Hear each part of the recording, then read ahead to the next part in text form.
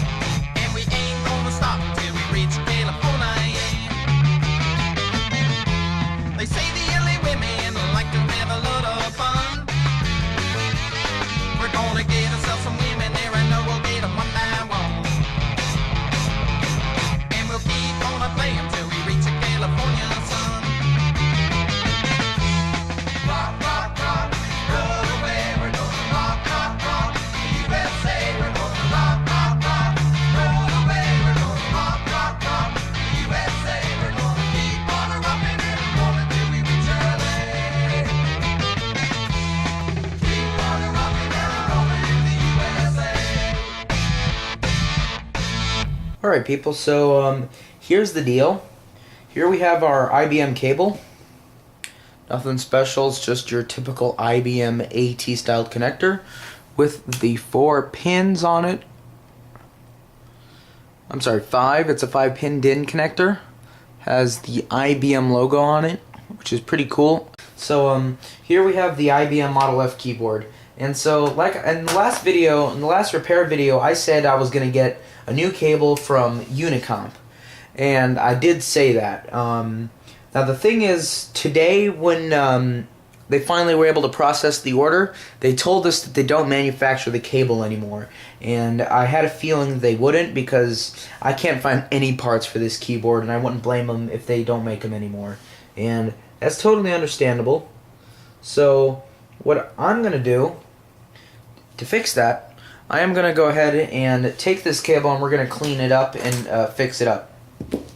I'm going to unscrew the ground connection,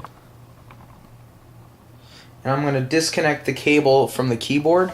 So, or the cable from the keyboard keyboard board, so we can dive right into repairing this thing. So since they don't make any replacement cables, we're going to heat shrink this wire up and maybe bodge it up, make it so it looks like it would fit and it'd be normal in the connector. We are also going to be cleaning the cable up as well.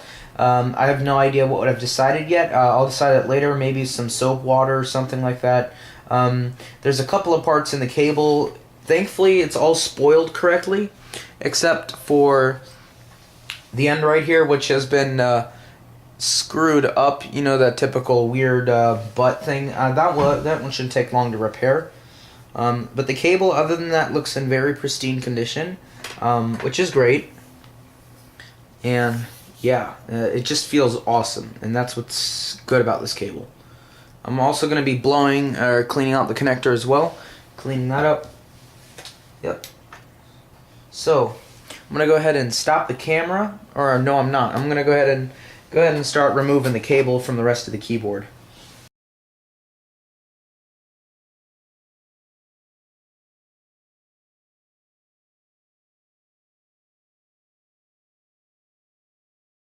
Alrighty, I removed the cable.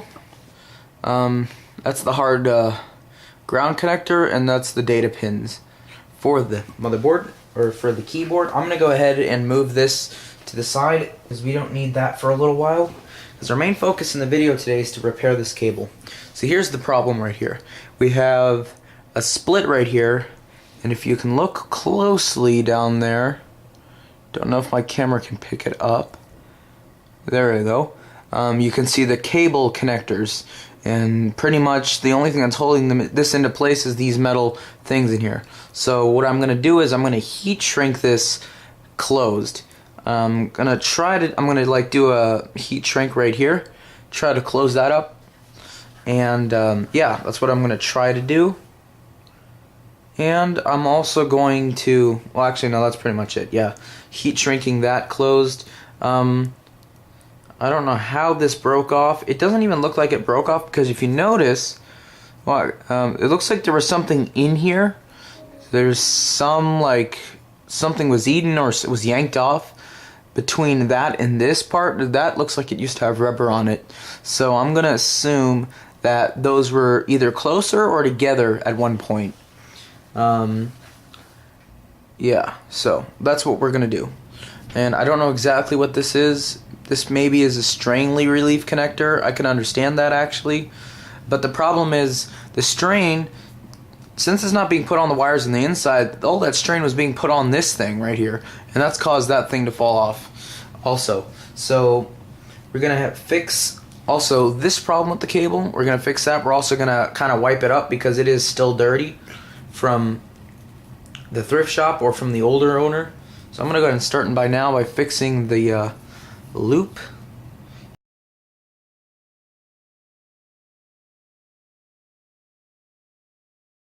Alright, so I got the loop worked on. Gotta pull on that a little bit. Anyway, I got that fixed, sort of. I'm gonna kind of bang it out and fix it up some more. But anyway, yeah, that's the cable. I'm gonna go ahead and now we're gonna take our candle here. And I got some lighter or matches with me, so I'm gonna light this candle right here, and we're gonna use the heat shrink to melt or close this thing back up. So give me a moment as I'm gonna get my heat shrink. Here I got a pack of these adhesive things. I'm gonna tell you what I'm gonna do with this in a moment. It's gonna have to do with removing the stress on the connector. That's what the big part of that piece I was holding is. So I'm gonna figure out. Give me a second on how this cable is mounted. So it looks to me like in the keyboard, it's in like that. That's what I believe. That's how it's being held in. Because if you look on the keyboard mechanism itself, there is a niche there, or a little plastic bar thing that would probably hold that piece into place. So that's probably where the connector. It may actually have been in that hole for a while. That's probably where it has been. But to fix this problem, what I could do is I could move that cable inside like that. But eventually that's probably going to come right out too. So I need to figure out how to fix this cable. And I'm going to imagine how this was in here.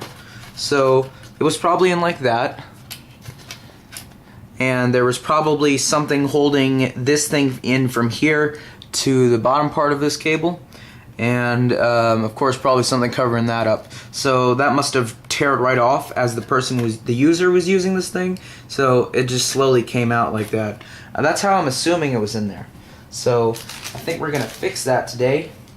Gonna figure out how we can do that. So that's not gonna go in like that. Here, as this is the biggest and the widest heat shrink I have. See if it's possible to get it on there. And if it's not, I might need to cut it. No, that is not going to work. So, do I have anything bigger than that? No. Alright, give me a...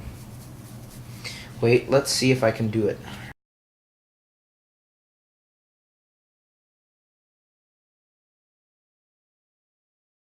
Yeah, this is not going to work. I'm going to have to figure out how to get a heat shrink pad around here. So give me a moment and I'm going to figure that out off camera.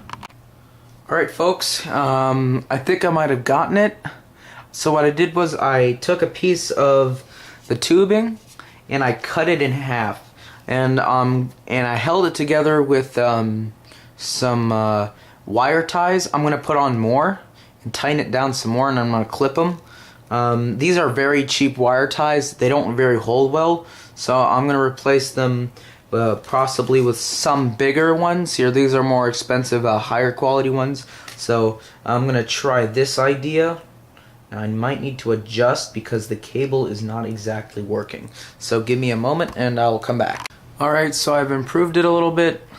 And just like I said, the zip tie I used, I tried to pull it up a little bit and it just kind of broke. So again, these are cheap, really bad, cheap zip ties. I'm going to go ahead and try the heating idea, so give me a second as I light the candles. Or the big candle at least.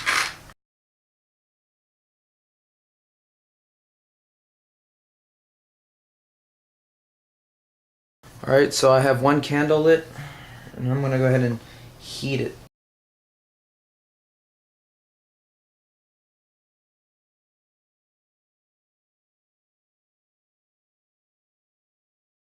I got that cable on, and I did burn a little bit of the corner. Surprised that candle doesn't feel that. Well, actually, it is pretty warm. Corner off, so that stinks. But that's alright. Gonna go ahead and cut a little bit more, and I'm gonna go ahead and try to maybe see if I can fit that on there. Alright, so I'll be right back, and I'll see if I can finish this up. Alright, people, so, like I said, yes, I did fix the bodge, or fix the problem, I think, with this cable. We will see. Not entirely, I mean, it is still loose.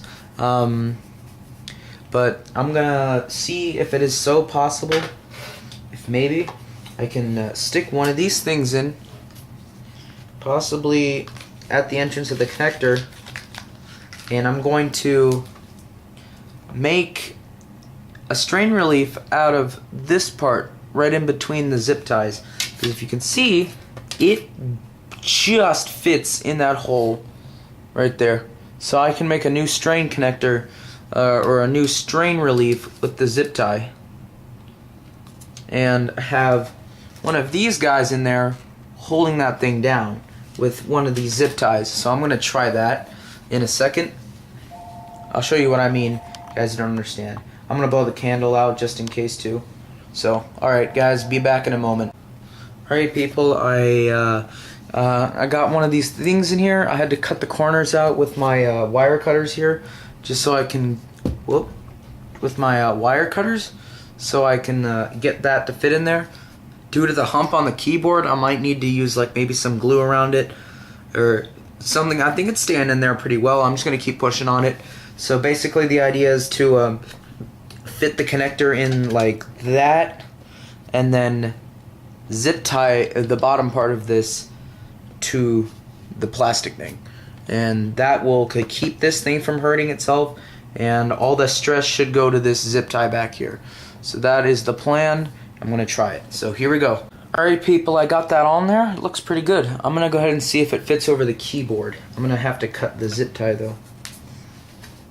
So I'm going to cut this part right off right here. So, there we go. So, let's go ahead and see if it fits. I'll light the candle back up if necessary. Alright, here's the moment of truth. Will the cable fit back over the mechanism? Let's see.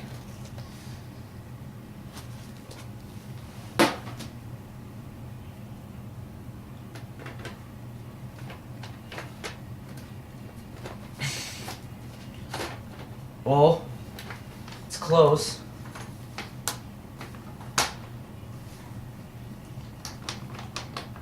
Alright people, it just fits, and that's a good thing. So here we go.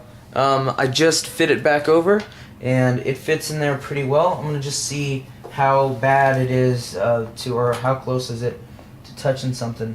It looks to me like it just clears the ground connection, so that's a good thing.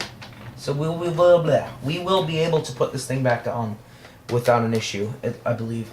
So that's great. In a moment, I'm going to see if I can get a hot glue gun.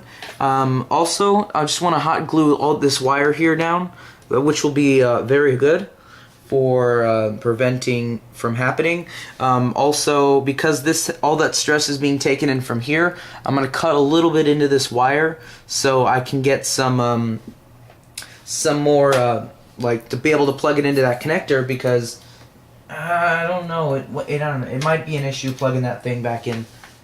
Pretty much, once you connect this thing back, when I connect this thing back in, it is gonna pretty much be unreplaceable after that. So, yeah, I'm gonna go ahead and start cutting into this.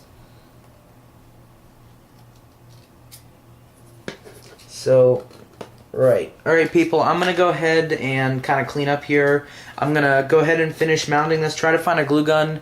I'm going to try to find a glue gun. Try to glue gun in this gun glue thing part down here. Try to just glue that down.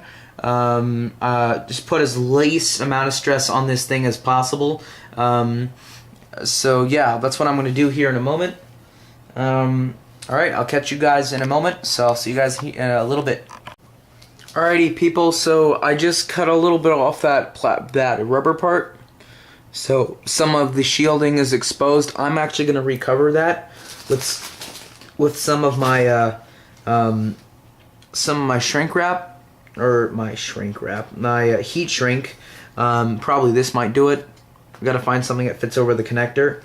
But anyway, what I'm about to do is what I did was I cut a little bit off so this cable wouldn't have so much stress when it's being plugged into the main board here. So that's pretty much the main reason why I did it. So I'm going to take this connector. I'm going to try to slip on some heat shrink to kind of shield it some more. The reason why I'm doing this now instead of not before is because before I didn't have any heat shrink to cover it with. Or no, that's not it. I'm doing this because now that I cut a little or exposed a little bit more of the wire, I don't want it to short out on anything. So I'm going to cut some heat shrink here and cut it enough that it won't affect a lot. Or just cut it enough so I can protect cover the shielding that I just exposed completely. I'm gonna use a match and try to kind of cover that up. All right. So what I'm trying to slip on the. There we go. I just slipped it on.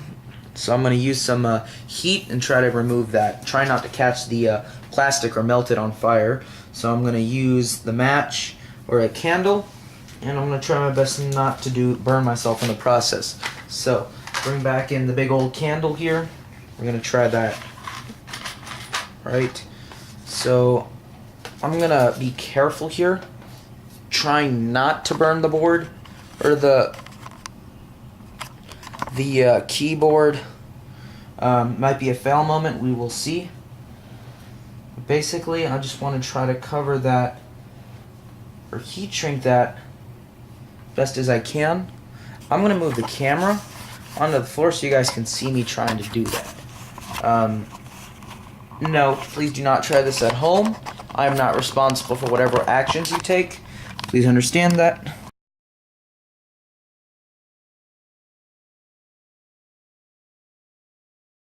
Gotta be careful. Oh, that is an 80s burn. Yes, that is the smell of 1980s burning. I gotta be very careful when doing this, folks. You would not believe what I'm dealing with here. Some 80s equipment is not very good to play with. Yeah, I gotta be super careful, folks. Here I am. I'm actually melting that thing. Wait. Yeah, I'm actually melting that. I gotta be super careful here. It's actually pretty much gonna be permanently in here for its rest of its remainder of life. Pretty much, I think that's what this is gonna happen. So. Whoa. Yeah. Do not try this at home, folks. I actually should have heat shrunk this before mounting the cable. Almost done. As you can see, I zipped that completely conformed to that. Completely. That did it pretty well. That's the back, though. I need to get to the front.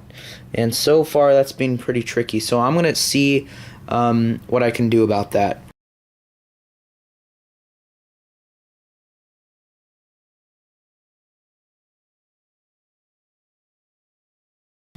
Alright, folks, that's as far as I'm going to go with that. I don't want to go any further. I think I got it pretty well. I think some zip tie around there should completely protect that. I'm done with the heat shrinking now.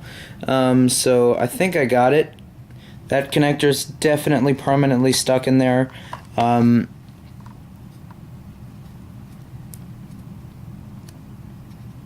that can mean good things. I still have to heat glue that down. We'll see if that's possible. So now that's completely protected, actually. So yeah, we'll see. We will see. Whoa, we just gotta need to be super careful. So I'll be right back, guys. I'm gonna see if it's possible to get some heat glue on that. I'm gonna go ahead and kind of finish the job up here, zip tying this connector down, all that and whatnot. Cool this thing down. Yeah, I gotta do that. I need to let this cool because the plastic that is on that thing is still pretty wet or moist. So I'm gonna let that cool down, folks. I'll be right back in a moment and I'll tell you guys what happened. And yeah. Alrighty, people, so here's what the bodge is. I think I got it. I did some glue here to hold it in a little bit. I mean, it's not gonna, I think it's gonna be alright in there, quite honestly. Nothing bad should happen. Maybe I might try to zip that down, this part right here, because if you notice, it is too jiggling. I don't know, we'll see. I think I did a pretty good job. I think I'll call it for now. I think I got it. So what I'm about to do now, I'm gonna fold the two pieces together. I need to be careful when hooking this back up because the bottom, the board's on the bottom, or the top at least, and I have to plug this cable in. So we will see if I'll be able to do that. I believe I'm not gonna record myself putting this thing back together because I don't want to. It's going to be a little too hard for me, so I'm sorry about that. So all right, I'm gonna catch you guys back. You should guys see this reassembled. All right, guys, I'll be right back in a moment. All right, guys. I actually before mounting this, I actually decided to add one more white zip tie, and this is toward the opening of the connector. As you can see, that's made it really stable now. If my camera decides to zoom right, it gets to a point in this camera where it doesn't want to zoom anymore and focus. So anyway, I added some, this is the strain relief now, I guess. That's holding in pretty well, so I trust that's going to hold in pretty well for a while. I don't know. We will see. Alright, folks, I'm going to go ahead and start hooking this thing back together. So, yep.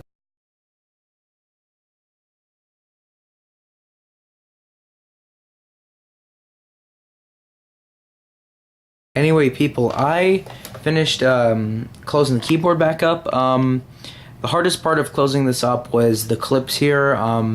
They are very thick, and since they're very thick, very hard to push the keyboard innards back together. I had resulted to using this thing right here, closing them back up, and I had some heat shrink tubing on there to keep them from getting hurt. Here is the new strain relief connector. I believe the zip tie right there is now the strain. It's going to prevent that from hurting the keyboard anymore. Pretty much from closing it, there's some dents now. Not that bad. I'm going to go over this with some wipes and clean the rest of it off.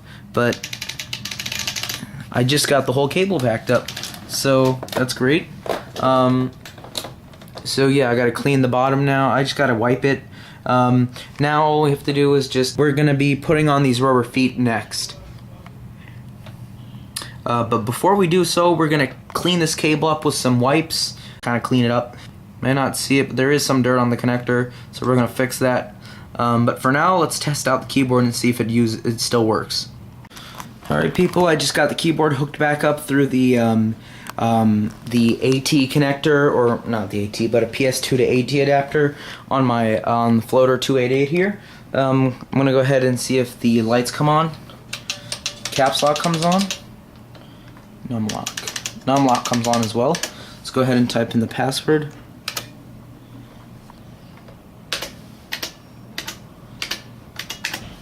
Alright, here we go. Let's see if those equal my password. Yeah. Alright, so I'm going to go ahead and just type in a bunch of letters on the keyboard in a Word document, type every single key, and see if it registers. Alright, people, I just tested the keyboard out, and it looks like every single key is working, including the num lock lights. which means that this repair is a success. Alright, next I need to clean this cable up. I just need to go over it with some wipes, and I should be done for today. Alrighty people, I just cleaned up the cable, some water, wiped down the keyboard a little bit with the very same wipe. So yeah, I'll see you guys later in a few days. This video will continue probably a few days later. I will have the rubber feet, and we will go ahead and begin cleaning out the keyboard so we can add the rubber feet. So yep, see you guys in a few days. And well, there you have it, people. This just goes to show how awesome video editing is. Here I am, people, 3 days later. I got the rubber feet. They are 3M bump-ons, and we're gonna stick them over all of the rubber feet. We're replacing the rubber feet that are included on this thing with the 3M bump-ons. I'm gonna see if they are the same size. This is probably gonna take a few seconds, if not an hour. Probably not an hour. So I'm gonna open in the bump-ons. Alright, so I'm gonna tear one of these bump-ons off, and they do actually have a similar color to the ones that are on the keyboard already, which is kind of interesting. So basically the whole goal is I need to remove all of the old rubber feet on the keyboard. Yes, they still have the rubberness left in them. I still want to put these new ones on anyway. So here's one individual bump on, comparing that to the size of the one that's already included on the keyboard, and that one, I think it's about the same size, but it looks pretty similar. Very similar, actually. And they do fit in the spot. Here I put one of the bump-ons in their spot where it would go, so they do fit in the keyboard, and it looks like it will work. So I'm gonna get my toolkit and get my spudger out. Go ahead and kind of put this back over here so you guys can see me quickly removing these. I'm gonna go ahead and start here.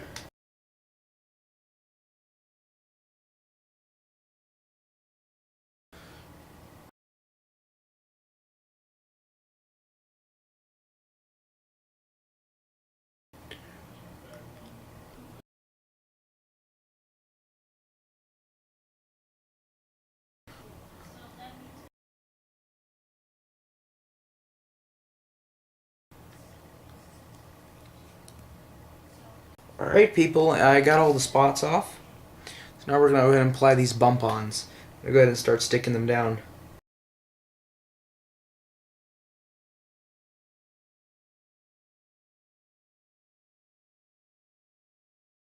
Alright people, so I got the rubber feet applied. I'm going to go ahead and start pressing down on them and push them down for a few seconds.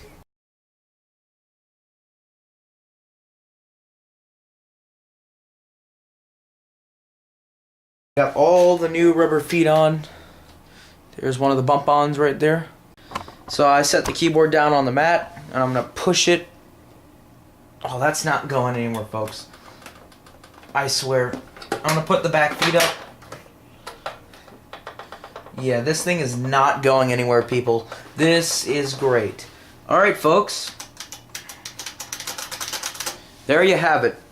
There is the brand new, quote-unquote, IBM Model F restored into working condition by yours truly. I will be putting this keyboard up on eBay, so you guys can go ahead and purchase it. Just check the website. I'll provide a link below, so you guys can see the keyboard and being sold if you want to buy it. Like if you liked it, dislike if you hated it. Leave a comment below if you feel it's necessary. Thanks for watching. So that is the end of this repair project of the Model F. It's all in restored working order, which is great. I haven't fixed this F10 key that was giving me some issues. So yeah, the keyboard's ready to be sold. And that's the end of it. Here are all the old rubber feet. Those have been on there since ages, and the one on the top is the one that was missing on the keyboard. So I got some extra bump-ons, which is cool, in case I stumble upon another one of these Model Fs, I meant. So we will see. So that is the end of the restoration. series. This is part 2, and that's the end of it. Thanks again for watching, guys, and I'll see you in the next one. Next one, I'll be talking about a new, another Holga lens. This will be the telephoto lens, which will be uploaded in about a couple days. So, all right, guys, see you later, and thanks for watching.